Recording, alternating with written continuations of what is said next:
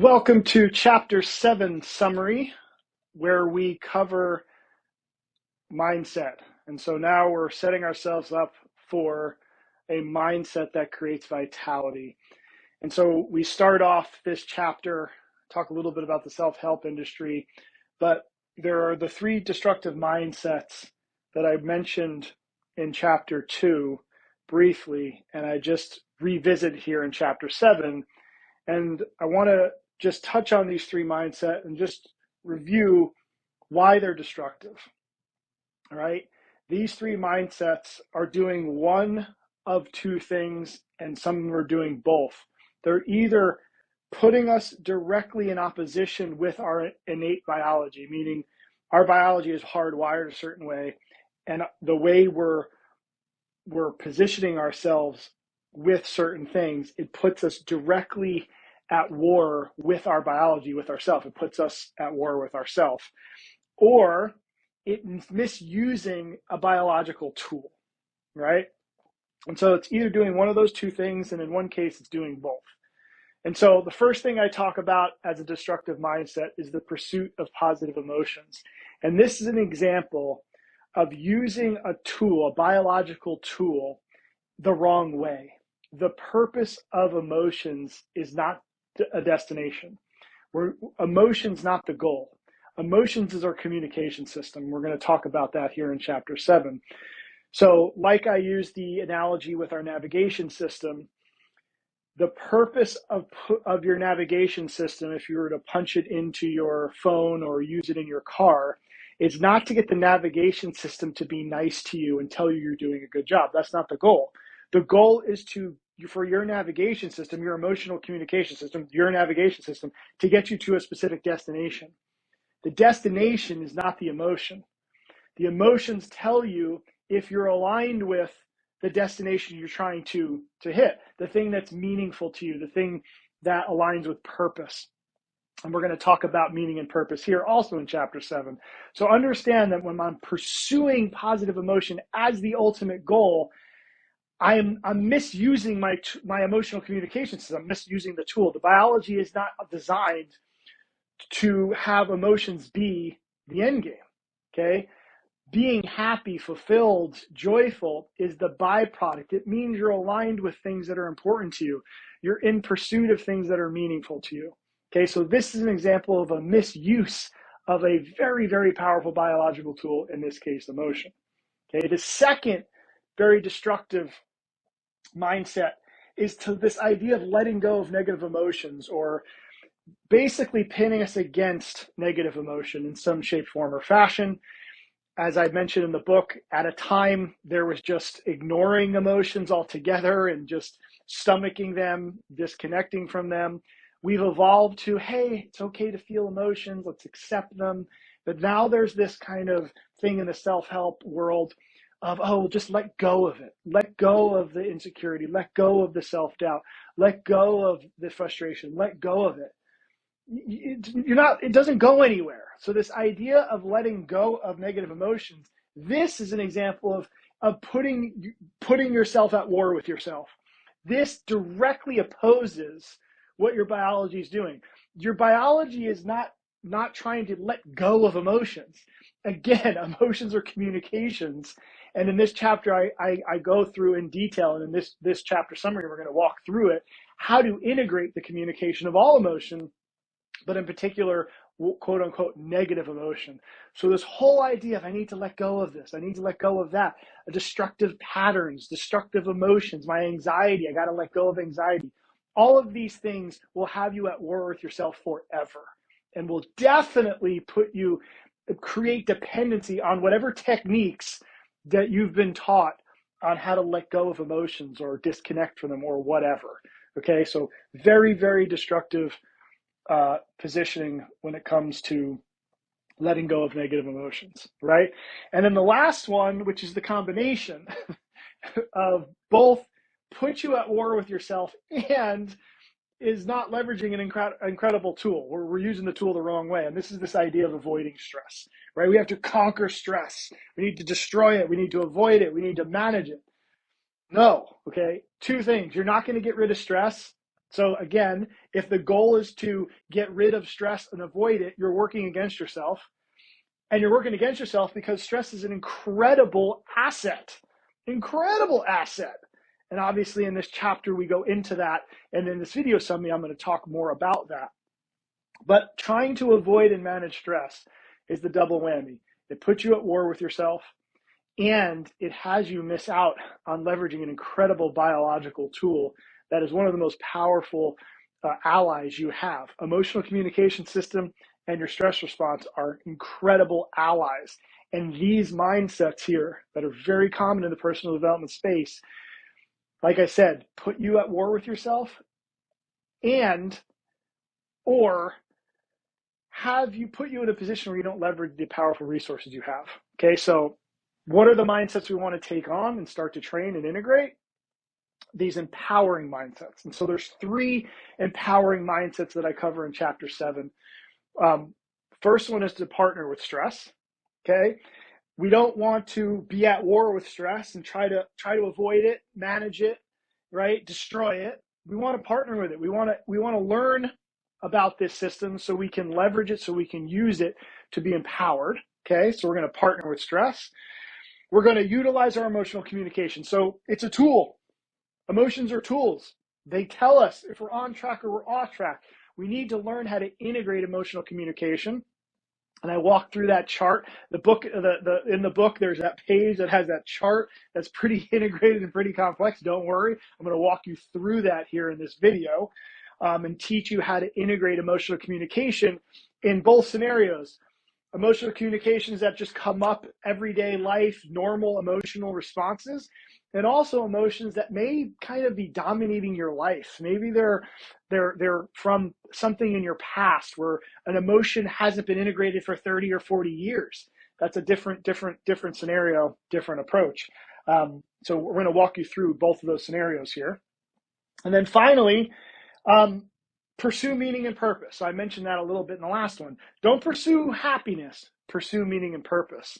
When you pursue something that's meaningful to you, when you align yourself with something that's purposeful to you, the byproduct of being in pursuit of something worthy of you and meaningful is fulfillment, joy, peace, love.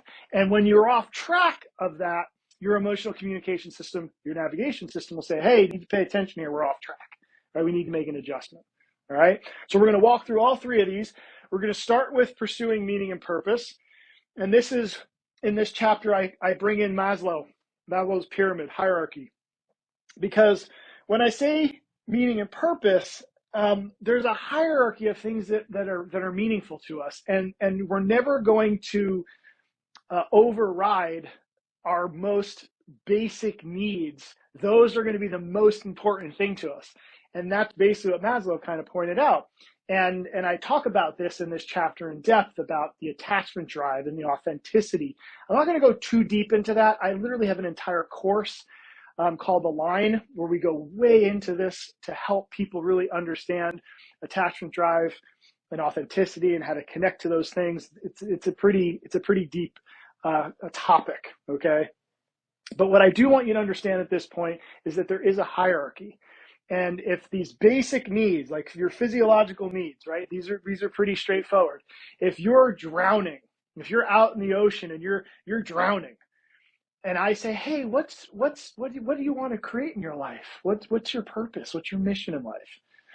You're going to be like, dude, shut up and throw me a life preserver. Like right now, if your basic physiological needs aren't met, nothing else matters. Who cares about making a difference in the world or me growing as a person or me making having an impact? No, my legacy. Who cares?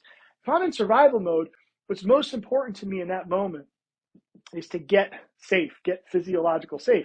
And safety, yes, it's definitely a threat to the body, right? The basic needs, food, water, breathing, homeostasis, sexual reproduction. Like there are foundational needs that we need as humans, right? If those things are threatened, none of this other stuff matters.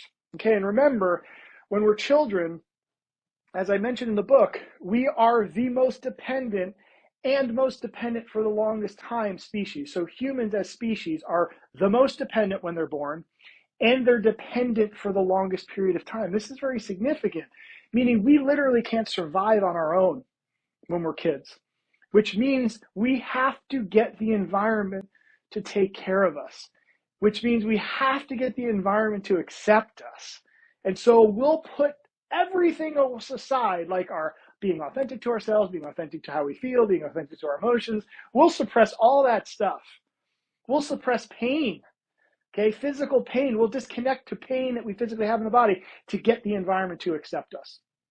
This is very important, and I know I talk about this in this chapter, and it's a big topic, but it's important to understand that there are certain needs that there's a hierarchy. So attachment drive, making sure the environment accepts us, number one. The second most important thing for us from a survival standpoint is for us to be connected to ourselves, being authentic, right? So when I say authentic, I mean connected to ourselves. I'm aware of how I feel, and I'm able to express what I feel. I'm aware of what my body is sensing. I'm aware of pain. I'm aware that there's a situation in my shoulder. Like, I have an awareness of what's happening with my body. This is very important to survival, because if I'm disconnected from my body, both emotionally and physically, that's a problem for survival, because I'm unaware. I can't navigate the world. I'm not sure if should I go over here? I'm like danger, right? The gut instinct, right? You'll find sometimes people will find themselves in really dangerous scenarios, but it never occurs to them that it's dangerous. It's like they've disconnected from their gut instinct. They've disconnected from that communication, because at a time that connection to themselves was threatening the attachment drive to the environment. Meaning, if I authentically expressed how I felt, maybe I had pain, maybe I started to cry, maybe I expressed that I was frustrated, and the people in my environment as a kid had no capacity to manage my pain because maybe they were in tremendous pain. And I sensed that, whoa, when I express my feelings, the environment basically rejects me. They pay no attention to me. They yell at me. Oh, crap. Okay, I need these people to accept me. I need them to take care of me, so I'll shut off my sense of myself, okay? And so these are the two most basic things that we need to understand. And we also have to, at some point, evolve out of orienting to the world as a child. And so orienting to the world as a child means, as an adult, I'm still trying to get the world to accept me. I'm still trying to get people to accept me. I'm still trying to get them to like me. I'm putting my needs aside to get this person, these people to accept me, to tell me I'm worthy, etc.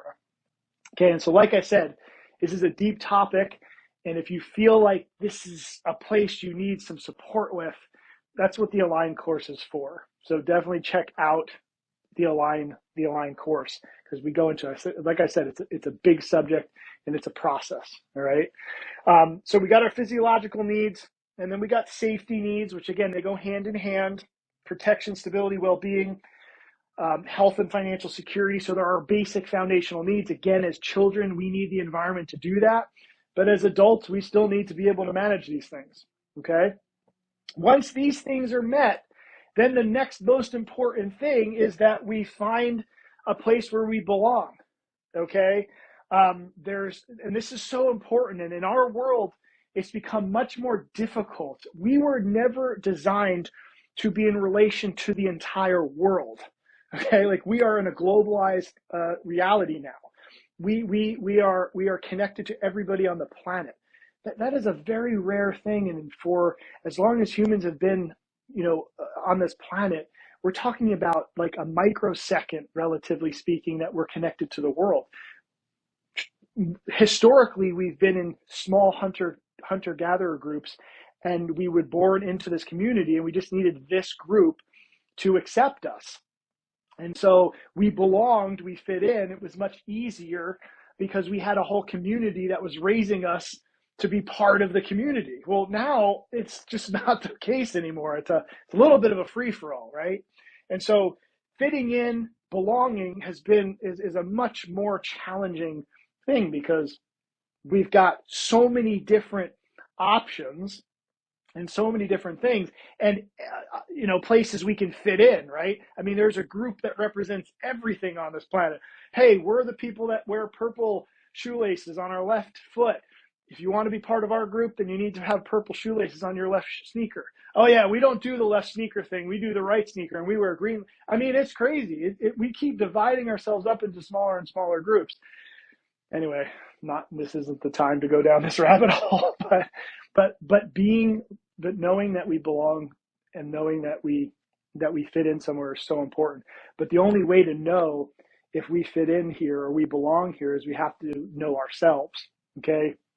And so if for some reason we haven't really had the ability or put in an environment where we can actually get to know who we are, it's going to be hard to know where we belong. Okay. And there's a big difference between belonging and fitting in. Fitting in means I will change who I am to make sure these groups accept me. That's a child. Okay. And so if a certain environment isn't conducive or capable, the people in the environment are capable of managing me and my emotions and my physical pain or whatever's happening to me as a child, then I have to create what I call an adapted version of myself to get this environment to accept me. And a lot of us, as we go older, we're still engaging in the world as our adapted selves. I write about this in this chapter in some of the case studies.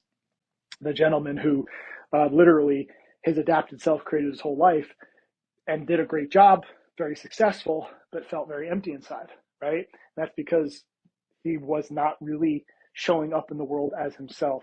He was showing up in the world as a version of himself. He was doing the things that he was told or felt was what he needed to do to fit in and do it right and stay safe, okay? And so these are the most important needs that we have to meet and what's most meaningful to us, okay? This is the core of it. Again, and Maslow showed us this a long time ago. I'm just kind of evolving it a little bit, as I'm explaining this here. Okay. Once we have love and belonging, then we can start to focus on ourselves. Okay. Now it's self-esteem, self-confidence, independence, respect, acknowledgement from others. Now we start to kind of focus on character development, like developing ourselves as who we are. I know I got my tribe. I'm in touch with myself. I know I belong to these people. I know they got my back. And now I'm going to really work on myself. Like I want to build this skill set. I want to become this person. I want to really evolve myself as who I am from this really stable foundation, right? This happens once these needs are met. And then once we evolve ourselves as character, then we talk about influencing and self-actualization and legacy and the impact we can have and becoming the most incredible version of ourself, right? Our higher self, and Carl Jung, has a version of what he refers to as your higher self. I'm blanking on what he refers to it as in this moment, but we have this ideal self, okay? And this is when impact and influence all comes into play. But here's what's important to understand.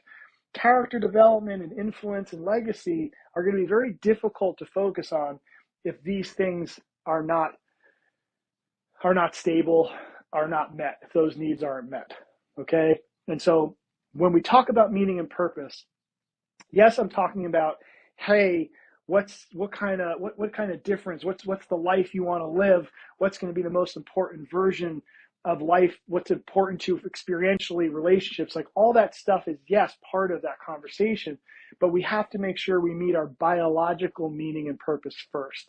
And that's what this part of the book is about, is understanding that, all right?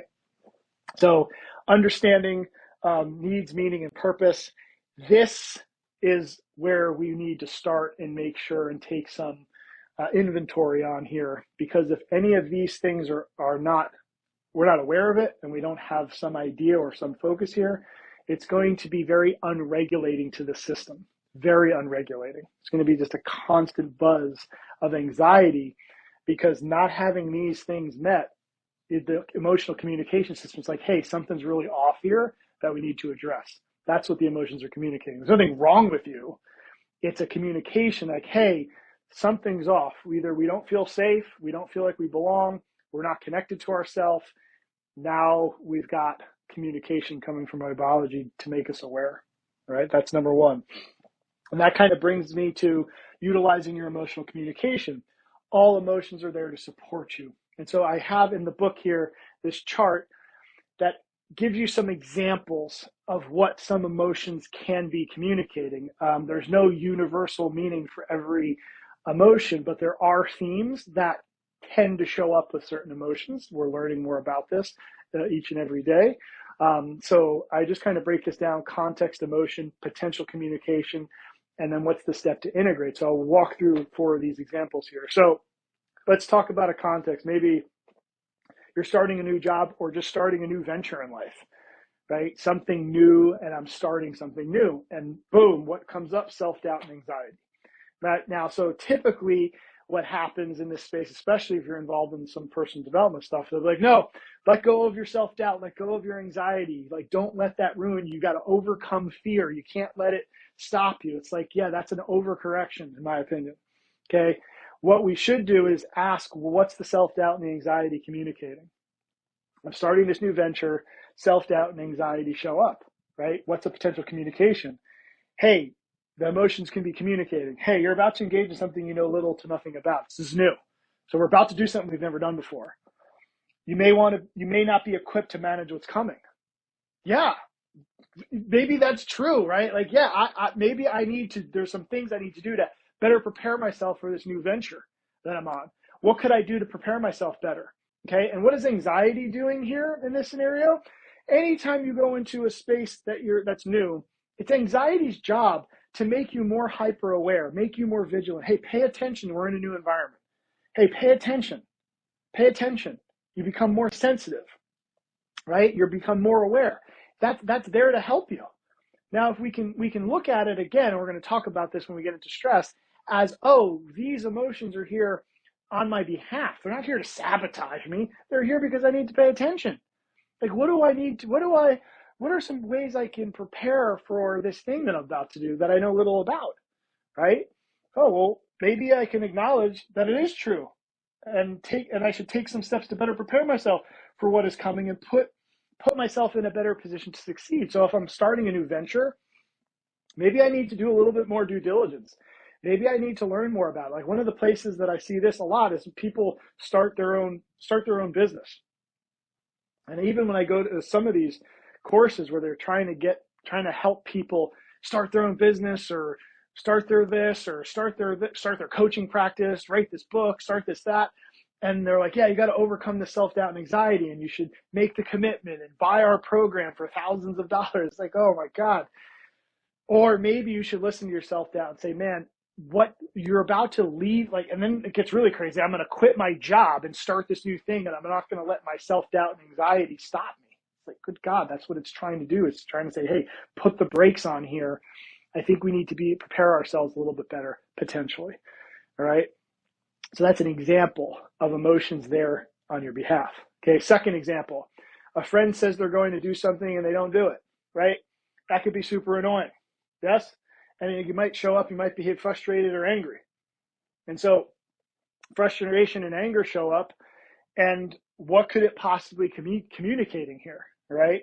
The expectations you have with this individual may not align with the capacity of the individual. So if I am asking somebody to do something and they're not doing it, and maybe I've asked them to do something over and over again and they still don't do it, maybe it's because what I'm expecting of this person or what I believe they should be able to do, they clearly are not able to do that.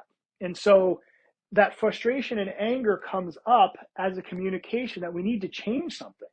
We need to either change what we believe this person's capable of. I need to change what I believe, how to engage with this person. Maybe I need to ask someone else to do this. Like, there's lots of things. Assess the individual's capacity and either calibrate the expectation or bring the expectation to someone who has the capacity, right? What's really interesting about frustration as an emotion, what they're finding, the latest neuroscience is showing, is frustration is an emotion that actually opens the brain up to learning.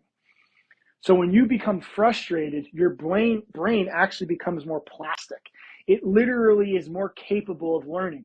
Frustration is one of the best cues or best vehicles to putting you in a place to learn, because frustration is like, what I'm doing isn't working. I need to do it differently. Exactly. I need to learn something here. So when you're frustrated and angry, look at it as, hey, I need to learn how to do something different. I got to change my strategy here. There's a couple different ways. I need to take different actions. I need to orient to things differently. Something has to change based on how I'm relating to the environment right now or this person. Something's not aligned. I got to make an adjustment. Okay. That's what frustration and anger is potentially communicating there. Okay. The last one here is a loved one is leaving that you haven't seen in a long time, right? What could happen there? Sadness. Sadness is definitely communication. And the communication is usually that it's something we really care about. Like it's a beacon, like says, hey, we really care about this thing. Okay, we should pay attention, right? These types of relationships, as an example, are very important to me, and I deeply care for those types of relationships. So if I get really sad all of a sudden, and maybe it comes out of the blue, it's like, wow, I'm really sad when this person leaves. Man, this relationship, what I get in this relationship, this deep connection that I have with this person is really meaningful to me. Yeah, good. That's a good thing to know, because if you know that's important to you and the sadness is communicating to you that it is important that you do care, well, now you can make a conscious effort to create more of these types of relationships and create the time to interact more with these types of people, right? Maybe you get really sad when you see family and you have to leave family. Maybe you only see family once in a while. Maybe you only see a brother or sister once in a while, and every time you leave, you're very sad. Well, integrate the communication. Hey, this is really important to me. Like, I want to create more time for this. I want to create more of these types of relationships in my life. That's what it's communicating. All of these things, all of these emotions are communicating and pointing out things that are very important to us, that are really meaningful to us, things that we care about. Okay. And so these are just some examples that I wanted to share with you to help you just see how these things can be communicated. And full transparency, it takes practice, and you really got to take a step back and think about these things. Journaling and write these things down is very, very helpful. And again, this is what we cover in the Align course. All right. So I just share that with you because these are huge topics. And the purpose of this chapter is to just make you aware of it so that you can start to play with it. But if you're really looking for support for this, there are resources for that. Okay. Now, this is the integrating emotional communication chart, learning to work with your emotions. So this is a very detailed, and this is from my Align course where I walk people through this in great detail. But I wanted to take you through this flow chart because not only in this flow chart, do I address kind of, we'll just call normal emotions that show up during the day as little communications when something's out of alignment, but I also have a pretty extensive process of integrating emotions maybe from the past, okay? Because that's where it gets a little trickier, and it's a little bit more of a process, because speaking of, like I mentioned a couple minutes ago, if I was unable to feel emotions as a child and integrate them as a child, well, it's not that emotion goes away. I didn't let go of it. Like it's there. And the part of the brain where that gets anchored is the old brain, which has no timeline. So if I didn't integrate an emotion, a painful emotion, some kind of communication as a child, and I'm now 30, 40 years old, that emotion is still trying to communicate to me 30, 40 years later. Okay. And that could be the underlying anxiety that I've had my whole life. Right. So this is where trauma comes in. And this is where Gabor Mate's work, and you hear me mention him throughout the book. The guy has, I don't think there's anybody else out there that's doing better work with, we'll just call it trauma related situations, especially trauma that wasn't integrated from childhood. And so that flow chart that I'm going to show you, a lot of it comes from one of the courses I took with him, which is Compassion and Inquiry, where you really go into understanding what's happening inside as opposed to vilifying it, which tends to be more of the traditional approach. Unfortunately, something's wrong with you, take this medication, right? Or you have a disease. So let's go through the chart. So I'm feeling something. What am I feeling? What's the context, right? So if I'm feeling something, I'm feeling angry, I'm feeling sad, you want to just acknowledge, okay, what's the context? What's happening? Is there something happening? And one of the first things you can check in on is, am I in any immediate danger? Like, am I walking down a dark alley right now and I'm starting to feel a little anxiety, or there's this person that's approaching me and I'm getting a little nervous? Maybe I am in danger. Maybe I should listen to that and I should take necessary actions to get to a safe environment. Maybe I should not walk down this alley. So this is just very basic stuff, right? If you feel like you're in danger, then like trust yourself and take action, right?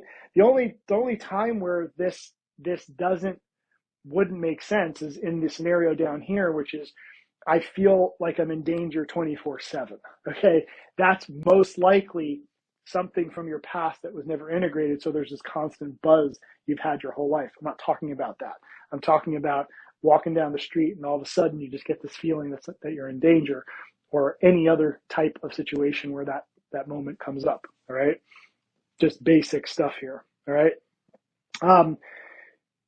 Maybe you're not in danger, but it's just a normal emotional experience, right? Maybe you feel angry, maybe you feel sad. And so you just want to, number one, give yourself permission to experience the emotion, right? You want to allow yourself to be there, and then you want to evaluate it, right? And integrate the emotion with one of the 5 scenarios below, and that's down here. Okay.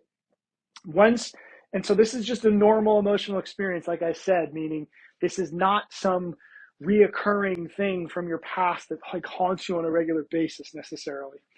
This is just something happens in life and I need to integrate this communication, like the emotions are trying to tell me something. So here are a couple scenarios. I got 5 scenarios down here that it could be. Okay. One is there's a threat to me belonging, fitting in, or being accepted, valued, or included. Like, so that can happen, right? Maybe I'm at work and I'm feeling really insecure. I'm feeling really insignificant. Like the case study with Jamie, she felt really insecure. She felt like something was wrong. Yeah, man, she didn't belong in that environment, that type of culture. It was not aligned with who she wanted to be and how she wanted to show up in the world. So that was being threatened in that moment. Okay. And she was right to feel what she felt, like I shared with her in that study, in that case study. Yes. Right. So it could be that there's a threat to me belonging, fitting in, being accepted, valued, or included. And now if those are my people, for example, if my close friends, I felt were disappointed in me and they were kind of shunning me for some reason because I did something that didn't align with their values, I want to pay attention to that. There's a good reason why I'm feeling what I'm feeling. Like, those are my peeps, man.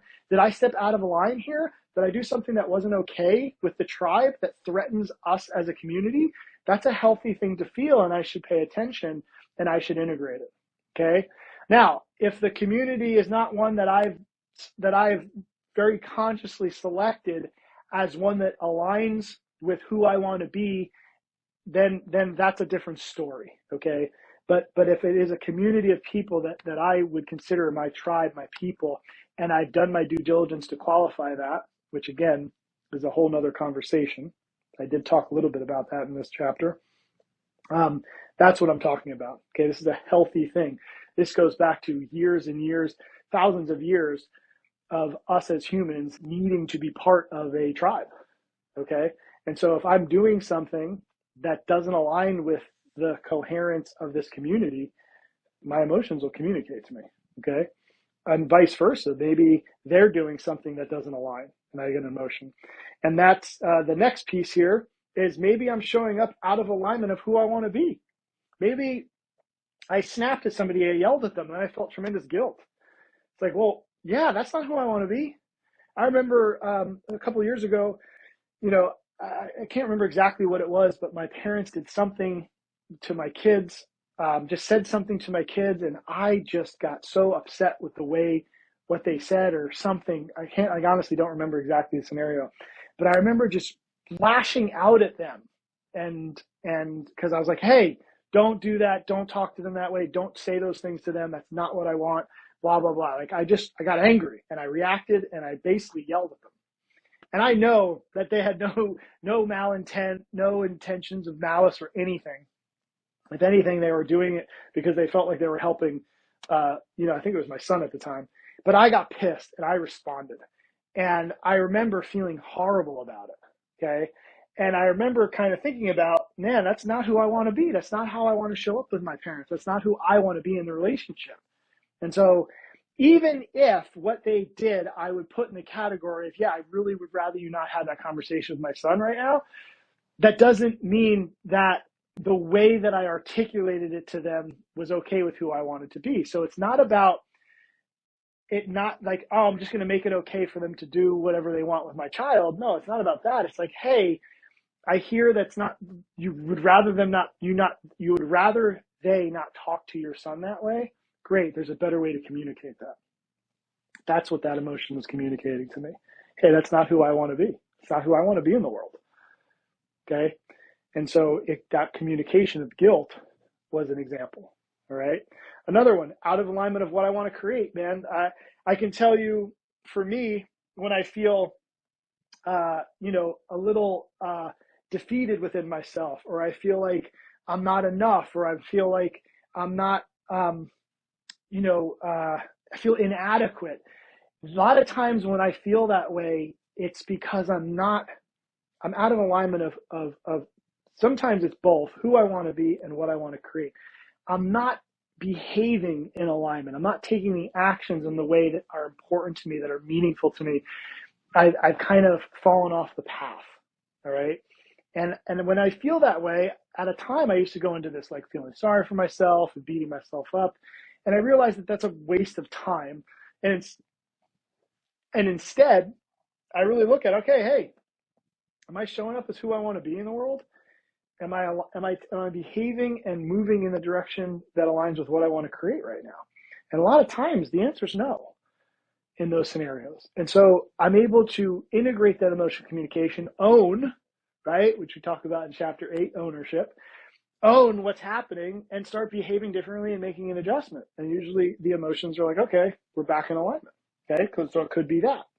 Next one, a value is being violated. So maybe I'm getting upset about something that's happening in the world because there's values are being violated. People are being treated poorly. Like that literally has changed the world when people get angry and upset about injustices in the world. And there's plenty of them right now. And maybe you're somebody right now who sees something happening in the world and it just infuriates you. It makes you so angry. Yeah, it's because of values being violated. That that's important to you. And thank God there are people like you out there that go and do something about it. Yeah, that's not okay. I'm going to take action. I'm going to use this emotion to motivate me to take action to do something about it. That's the other thing all these emotions do, is they motivate you, which is why it's important not to dampen them with these frameworks of, hey, it's okay, I'm feeling this way, I'm just going to let it go, I'm going to breathe, and I'm going to basically dampen the motivation. This is all motivation to do something differently, right? And this one is a big one, value being violated. And then the last thing is just, hey, there's something very much out of alignment with how I'm relating to the environment or what's happening in the environment, right? So maybe I'm feeling like, and this is really when I mentioned in the book, when I decided to leave that personal development organization, this was screaming at me that something needs to change. Like I mean, there was so much happening when I was involved with that organization that just didn't feel right. Okay. And I knew it's like either I have to change or I need to change the environment. And if it was me that was going to change, as I mentioned in the book, I would have had to completely dissociate myself from all of this communication and just kind of be the wide-eyed, oh, everything's wonderful all the time person, which I knew wasn't like, that was not the way to go. And so it got very clear, like, hey, I need to get out of here fast. I need to change the environment. And it was amazing to me when I did that, how unbelievably fast things started to flow again. How the emotions started to regulate. I felt more regulated with myself. I felt more in touch with myself. I felt more connected with myself. I mean, there are people in certain relationships that they need to get the hell out of there, right? That's why there's this constant buzzing of, hey, this is not okay, but we keep creating narratives to justify us staying there. I mean, I know so many people to this day that are in communities and environments that they know if they were connected to themselves authentically, they know they need to get the hell out. But they have these narratives that and some communities feed these narratives to them to get them to stay, right? And with relationships too, the person feeds the narrative.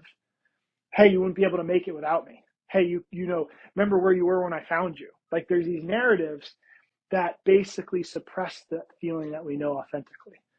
And that is sustainable pain when we stay in those environments that we know deep down, if we connected to that authentic version of ourselves, we shouldn't be there. Okay, so these are all examples of what emotions could be communicating to us just on a day-to-day basis. All right, now the big one here, which I'm going to walk through here, is if you're feeling something and it's out of place, meaning, you know, it's like an I'm going to call it an overreaction relative to what's happening in the moment, but it's not really an overreaction. It's just an emotion that's been kind of boiling up over time. So in that particular context, it seems like an overreaction.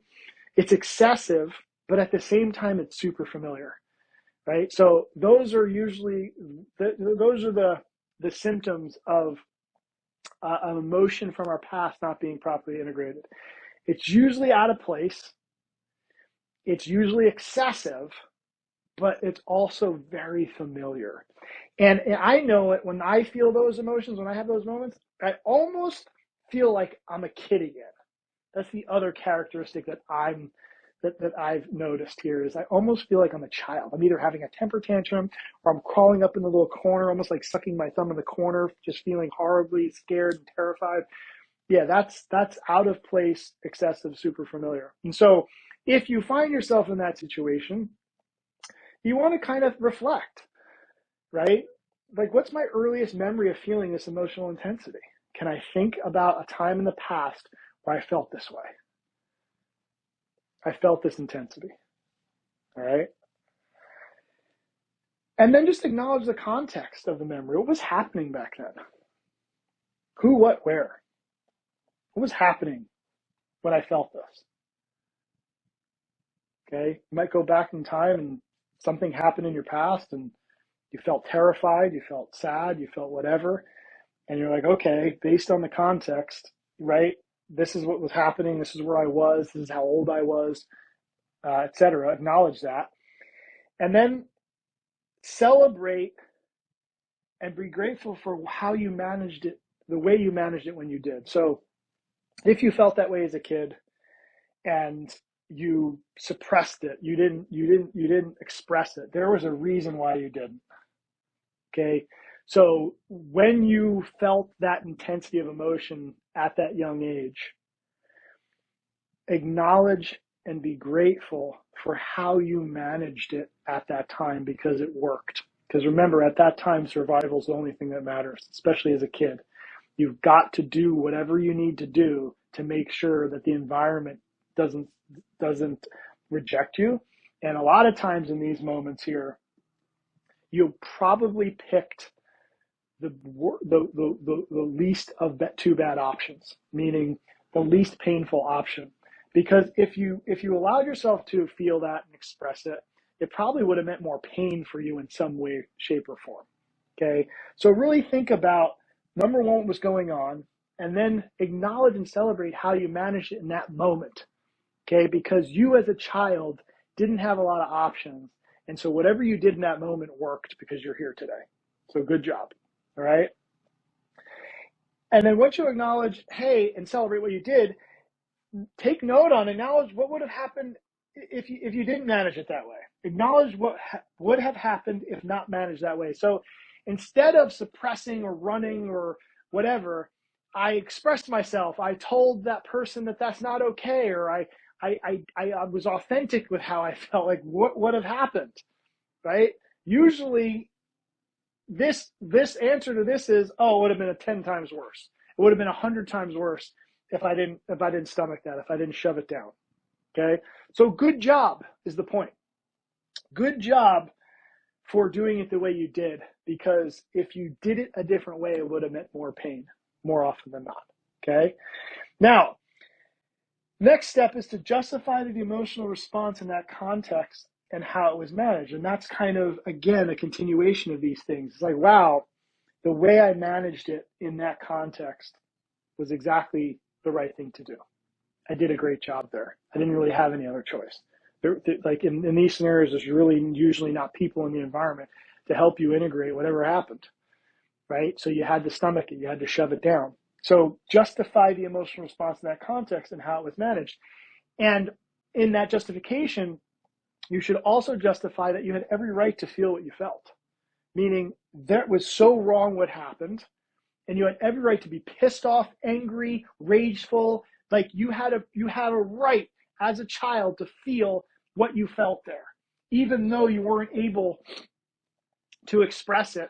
And you may even now look back and feel guilty that you felt that way, right? Because you understand that that person, whoever the people that were involved were, well, I understand now they didn't have the capacity to do the thing I needed, blah, blah, blah. That's irrelevant to you as a child.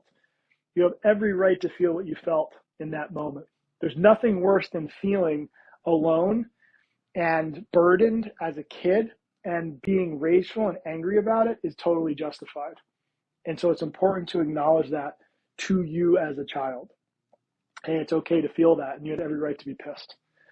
Okay, and it was also smart how you handled it, because if you would have done it differently, it would have been much worse. Okay, and that kind of brings us to the next step, to acknowledge that, hey, I'm no longer in that reality, meaning I'm no longer a child. I'm no longer dependent on the environment. I don't have to stomach these things anymore. And I can acknowledge that though that was a very painful time, and I can kind of hold space for me as a kid and say, listen, you had every right to feel what you felt. But hey, we're not in that situation anymore. Like, we can choose to engage with different people. That's the big difference between children and adults, is children can't pick the environment. They can't pick their caregivers. They can't pick the people that they're around. Adults can. So once I acknowledge, hey, I'm no longer in the scenario where I have to get the environment to accept me. I need them to like me. I need them to approve of me. I'm an adult now. I don't need that. My survival is not dependent on that anymore. I can be my own self, and I can start to take steps in that direction. And that's where the next step is name some other options you have to manage what's happening right now. Hey, I can stand up for myself. Hey, I can leave if I want. Hey, I don't have to take this on anymore. I don't have to do what these people tell me. I don't have to answer when someone calls me. I don't have to put aside my needs for their needs anymore.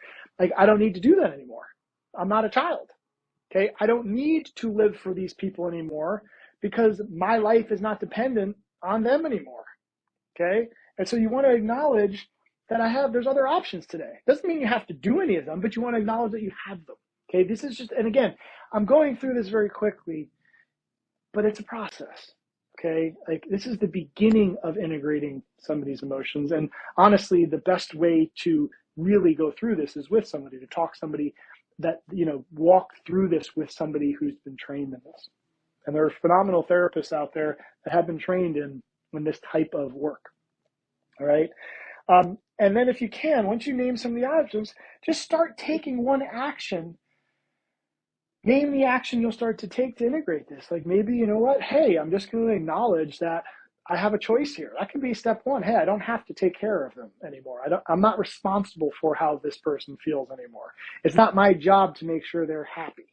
Like, maybe that's step one, is just acknowledging that, and acknowledging that you have a choice. Hey, I can choose to support this person. I can choose to be there for my parents. I can choose not to, and both are okay. Okay? They're both okay. And so that's essentially what all this means in the book.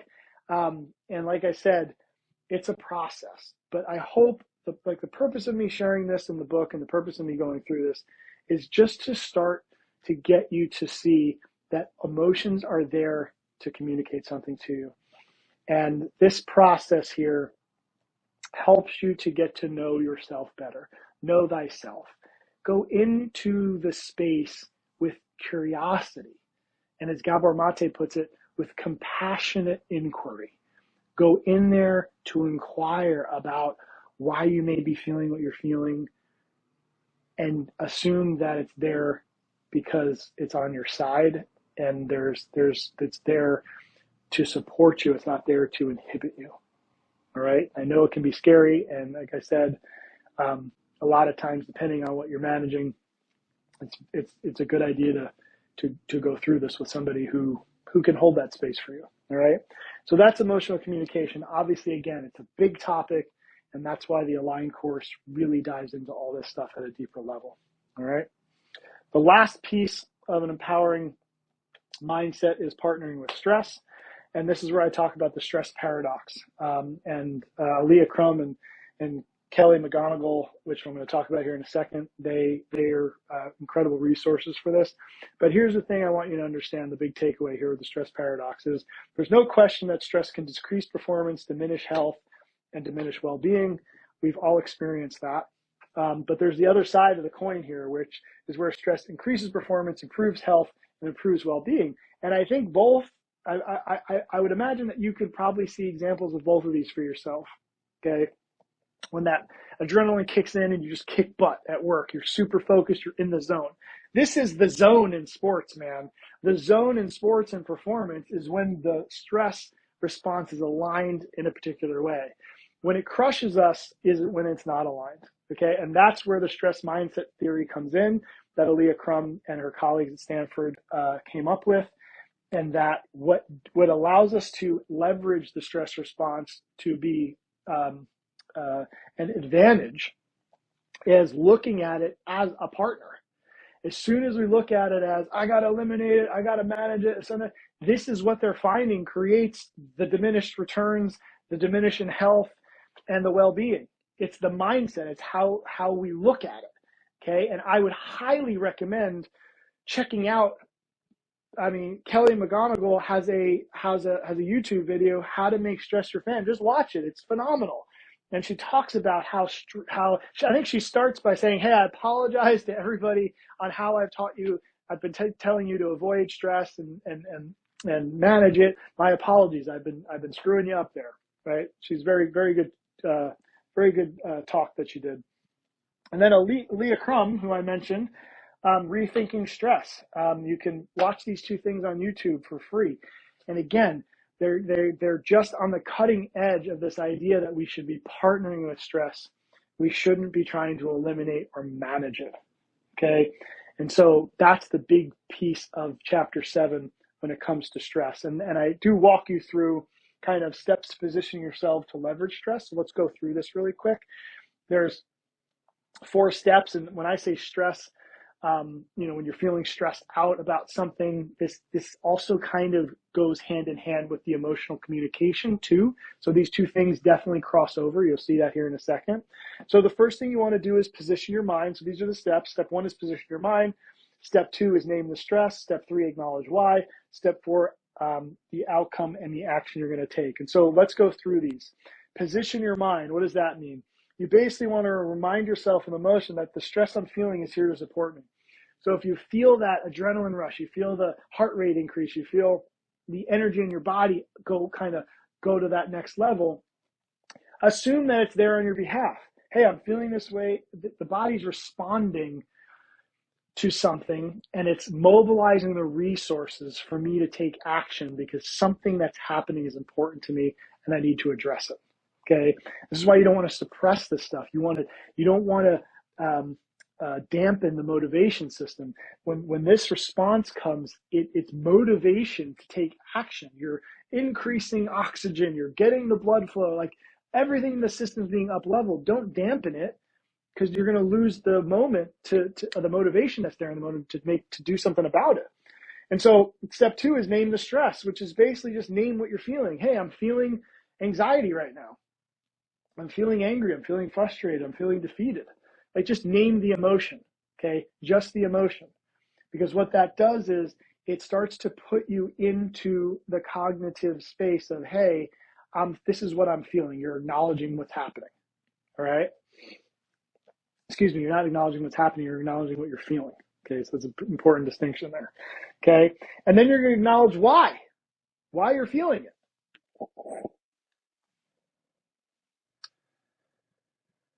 I'm feeling sad because I care about my child. So you're basically remembering that the reason why your body is responding the way it's responding is because you care. Okay?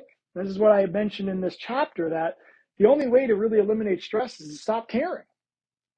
I don't think anybody wants to stop caring, at least consciously, but we'll do it if we don't know how else to manage the stress, or how to integrate the stress, or how to take advantage of the stress. And so it's important to just acknowledge, hey, I'm feeling angry because I care about the outcome here. I care about people. I care about humanity. I care about the planet. Amen. I'm so glad that you're angry about what's happening on the planet. Good. Take that energy that the body's giving you to now take action, right? And so outcome and action, identify the desired outcome and take the first action. Hey, here's what I'd like to see it happen to the planet. Here's what I'd like to see people treat each other. Here's how I'd like to see our educational system work. Here's how I'd like to see our healthcare system work. Why do you think I get all the energy to create this? Because I saw something in the world that was not okay. How people were being treated in the physical space, systemic space, and the mental emotional space. It really angered me. It pisses me off. Not to mention that it happened to me directly, and I saw the limitations of it. But now I look around and I see people, having to, deal with things they shouldn't have to deal with. It really gets me angry. And so I take that energy and I say, well, what's the best scenario?